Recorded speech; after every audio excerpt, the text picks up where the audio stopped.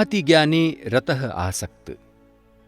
इस संस्कृत व्युत्पत्ति के अनुसार अनादिकाल से भारतवर्ष तत्व ज्ञानार्जन करता रहा है।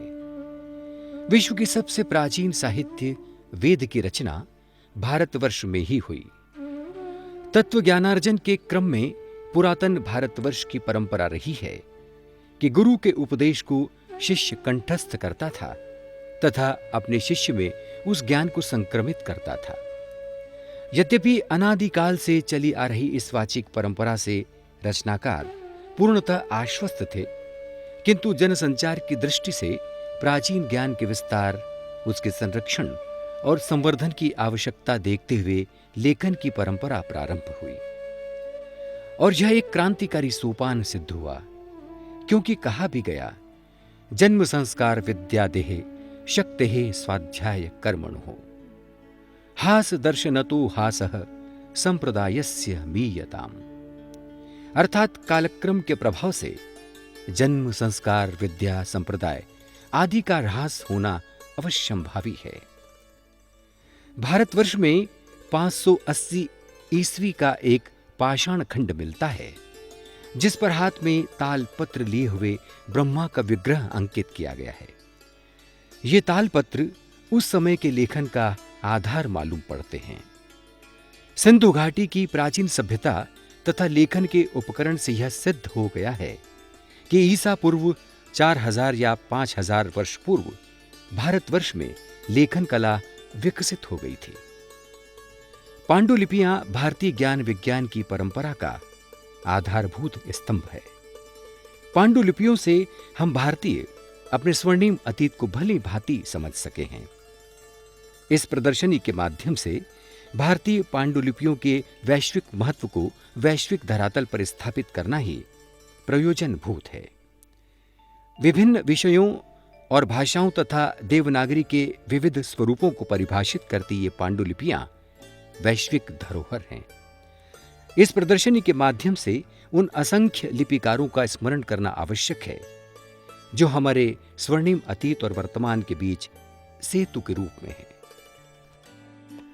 पांडुलिपि ग्रंथ का नाम भंवर गीता, ग्रंथकार का नाम हरि राय, भाषा हिंदी, लिपि देवनागरी, पांडुलिपि काल 1929 संवत 1872 ईस्वी, विषय साहित्य हिंदी, लिपिकार फकीर अहमद बीकानेर, पत्र संख्या 6, आकार 21 गुणा 10 सेंटीमीटर। इस ग्रंथ में देवनागरी लिपि के साथ मोढ़ी लिपि के अक्षरों की बनावट दर्शाई गई है। यह ग्रंथ उद्धव गोपी प्रसंग की कथा से जुड़ा हुआ है। श्रीमद् भगवद गीता में लिखित उद्धव गोपी प्रसंग से यह ग्रंथ प्रेरित है तथा ब्रज भाषा में लिखा गया यह ग्रंथ भक्ति काल के महत्वपूर्ण ग्रंथों में एक है।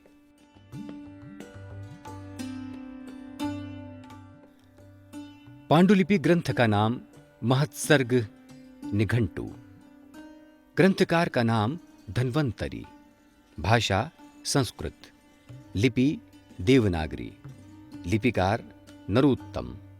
पांडुलिपि का काल 1667 संवत 1610 ईस्वी, पत्र संख्या 37, आकार 27.5 गुणा 12.5 सेंटीमीटर। यह पांडुलिपि ग्रंथ आयुर्वेद प्रयुक्त शब्दों और प्राकृतिक प्रयुक्त वस्तुओं का कोश ग्रंथ है। यह ग्रंथ आगरा में लिखा गया है।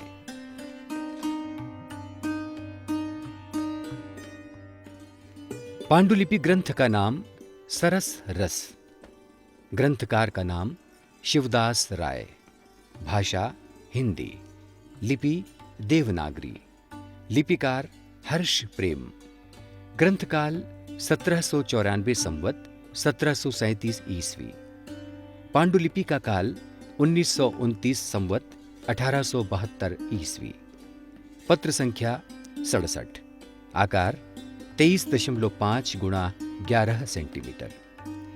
यह पांडुलिपि हिंदी साहित्य शास्त्र से संबंधित है। इस ग्रंथ में 8 विलास दोहा, सवैया और छप्पे में निबद्ध है प्रथम में 125, दूसरे में 69, तीसरे में 122, चौथे में 36, पांचवें में 219, छठवें में 125, सातवें में 40 और आठवें में 130 हैं। प्रथम विलास में नायक वर्णन, द्वितीय विलास में नायिका निरूपण, तृतीय विलास में परकीय आदि नायिका भेद, चतुर्थ में नायिका भास वर्णन, पंचम में नायिका निरूपण, षष्ठम में सात्विक संचारी वर्णन, सप्तम में विरह वर्णन, अष्टम में रस निरूपण किया गया है। इसमें चतुर्थ विलास में नायिका भास वर्णन अत्यंत नवीन कल्पना है। पांडुलिपि ग्रंथ का नाम धन्वंतरी निघंटु, ग्रंथकार का नाम धन्वंतरी, भाषा संस्कृत, लिपि देवनागरी। पांडुलिपि का काल 1702 शक संवत 1780 ईस्वी। पत्र संख्या 40, आकार 25 गुणा 13 सेंटीमीटर। यह पांडुलिपि ग्रंथ आयुर्वेद में प्रयुक्त शब्दों की व्याख्या करता है। यह ग्रंथ आयुर्वेद के कूट शब्दों को जानने के लिए महत्वपूर्ण है।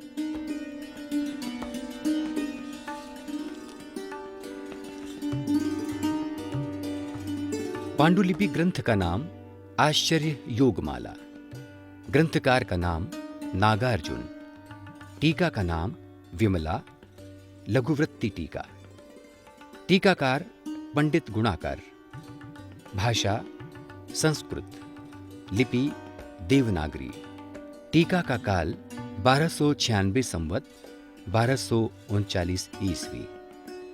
पांडुलिपि का काल 1789 संवत 1732 ईस्वी। लिपिकार ठाकुर देवाशीष वैद्य। पत्र संख्या 26, आकार 27 गुणा 12.5 सेंटीमीटर।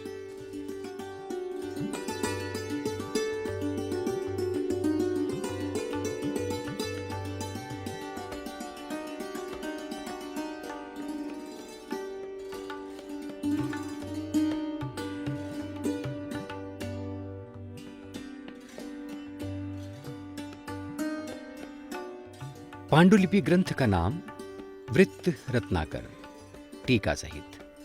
ग्रंथकार का नाम केदारनाथ, टीकाकार भट्ट विश्वनाथ, भाषा संस्कृत, लिपि देवनागरी।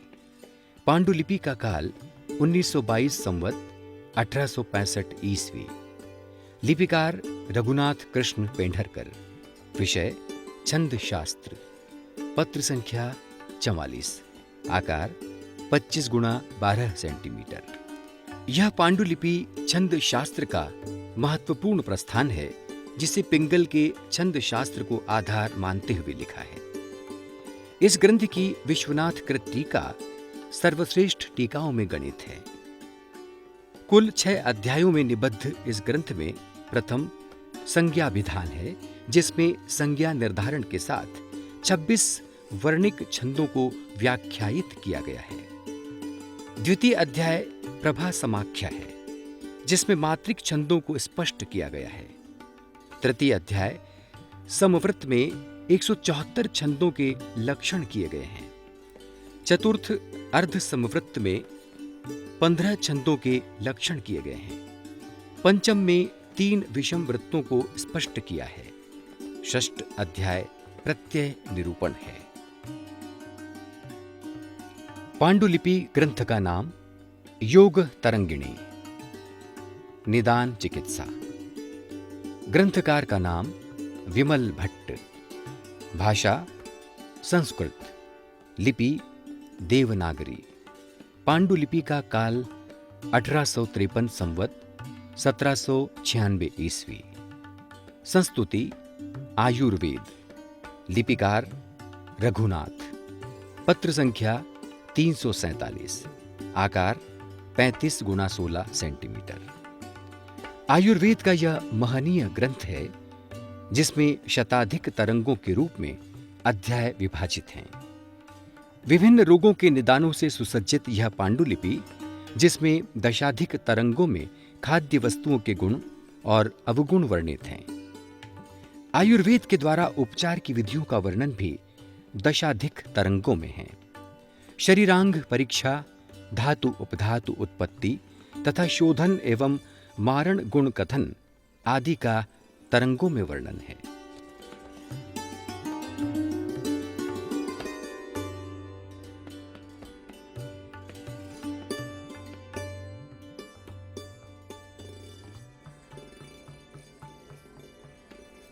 पांडुलिपि ग्रंथ का नाम शीघ्रबोध, ग्रंथकार का नाम काशीनाथ, भाषा संस्कृत, लिपि देवनागरी, लिपिकार धनेश्वर नंदकेश्वर त्रिपाठी। पांडुलिपि का काल 1816 संवत 1759 ईस्वी। विषय ज्योतिष, पत्र संख्या 34, आकार 23.5 गुणा 11 सेंटीमीटर। यह पांडुलिपि ग्रंथ ज्योतिष का प्रारंभिक ज्ञान कराने की दृष्टि से महत्वपूर्ण है। 5 चित्रों से युक्त यह पांडुलिपि है तथा चित्रों का प्राकृतिक रंगों के प्रयोग से निर्माण किया गया है।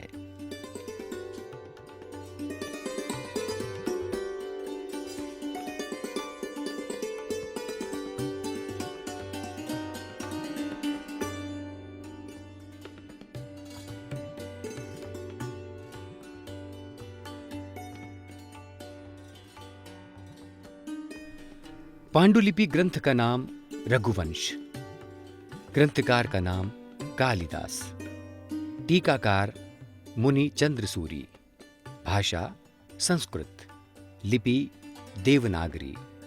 पांडुलिपि का काल 1552 संवत 1495 ईस्वी। लिपिकार विनय सुंदर, पत्र संख्या 136, आकार 25 गुणा 10.5 सेंटीमीटर। यह पांडुलिपि दुर्लभ पांडुलिपियों में से एक है। इस पांडुलिपि का लेखन अहमदाबाद में हुआ है। पांडुलिपि के आधार पर यह कहा जा सकता है कि उस काल में बादशाह महमूद पर विजय प्राप्ति के अवसर पर इसे लिखा गया। लिपिकार ने अपनी गुरु परंपरा का भी उल्लेख किया है। लिपिकार लक्ष्मी सुंदर तथा विजय कीर्ति मिश्र का शिष्य है। इस ग्रंथ की लिपि में शारदा लिपि का प्रभाव दिखाई देता है। इसमें रघुवंश के परे 19 सर्ग हैं। टीकाकार ने मुख्य रूप से द्वितीय सर्ग तक टीका की है, शेष की आंशिक टीका की गई है। पांडुलिपि ग्रंथ का नाम वनारसी विलास, ग्रंथकार का नाम वनारसी दास, भाषा हिंदी, लिपि देवनागरी। ग्रंथकाल 1701 संवत 1644 ईस्वी। पांडुलिपि काल 1726 संवत 1659 ईस्वी। संस्तुति काव्य, पत्र संख्या 57, आकार 25.5 गुणा 11 सेंटीमीटर। इस पांडुलिपि में कवि ने कुल 55 उपविषयों पर यह ग्रंथ रचा है, जो दोहा, चौपाई, छप्पय, कवित्व और सवैया आदि में निबद्ध है। इस ग्रंथ की विशेषता यह है कि इसमें आरंभ में ही उपविषयों की सूची दी गई है, जो साहित्य ग्रंथों की पांडुलिपियों में कम ही दी जाती है। इसमें जैन धर्मशास्त्र संबंधी उपविषय भी हैं, अतः इसमें विभिन्न विषयों का समुच्चय है।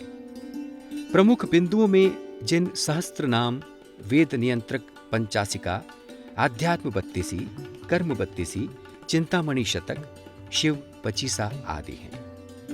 यह पांडुलिपि ग्रंथ के रचना काल से 15 वर्ष बाद लिखी गई है।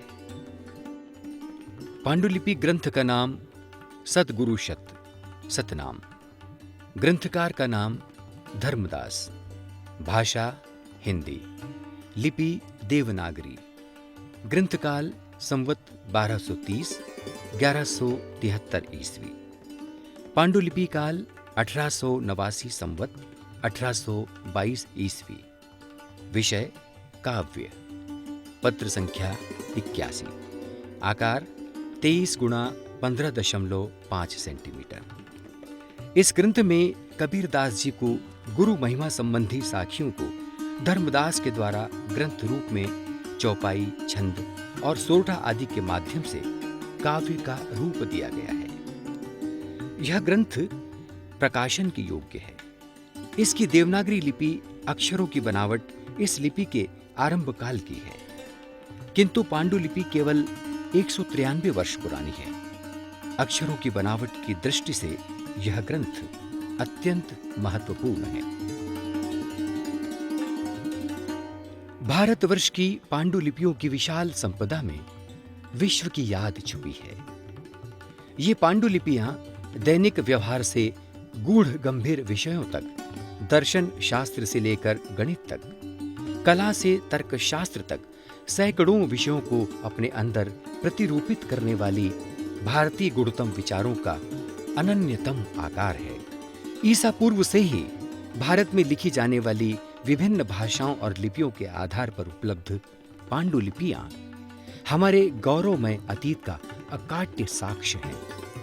इनका संरक्षण और संपादन आज वैश्विक मानव मूल्यों के लिए अत्यंत उपादेय है।